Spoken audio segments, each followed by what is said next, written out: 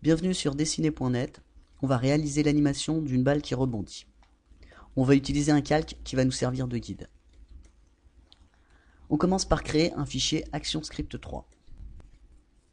Sur le premier calque, on va dessiner la trajectoire de la balle à l'aide de l'outil plume.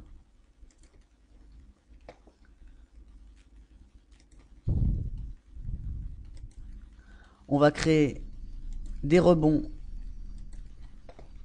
un premier, un deuxième et enfin un troisième, de plus en plus petit. À l'aide de l'outil plume, je vais arrondir les formes que j'ai réalisées. Je viens chercher la tangente sur chacun des points. Voilà. Et le dernier. Voilà.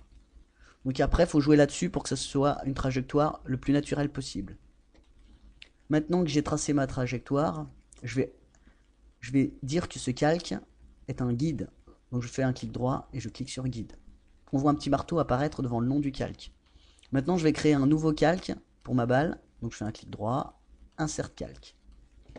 Sur la première image clé du calque de ma balle, je vais dessiner la balle avec l'outil ovale. Voilà, je le sélectionne. Je dessine ma balle tout au début de mon animation, c'est-à-dire elle est en haut.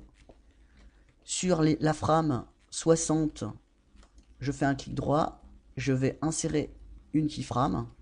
Donc ça sera la position de ma balle à la fin de l'animation. Je fais la même chose pour le calque qui contient la trajectoire, insert keyframe, voilà. Je reviens sur le calque de ma balle, maintenant que je vois parfaitement la trajectoire, et je vais placer ma balle à la fin de la trajectoire.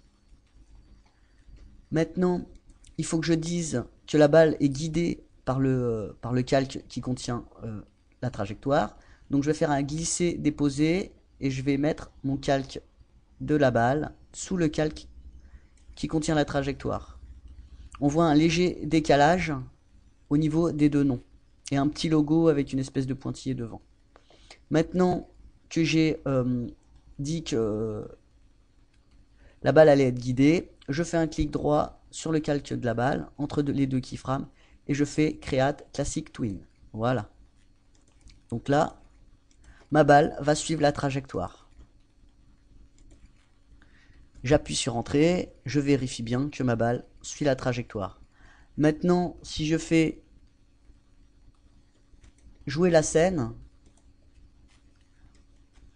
on voit que la trajectoire, le trait, n'est plus du tout visible. Donc c'est exactement ce qu'on souhaitait. Merci d'avoir suivi ce tutoriel, à bientôt sur Dessiner.net.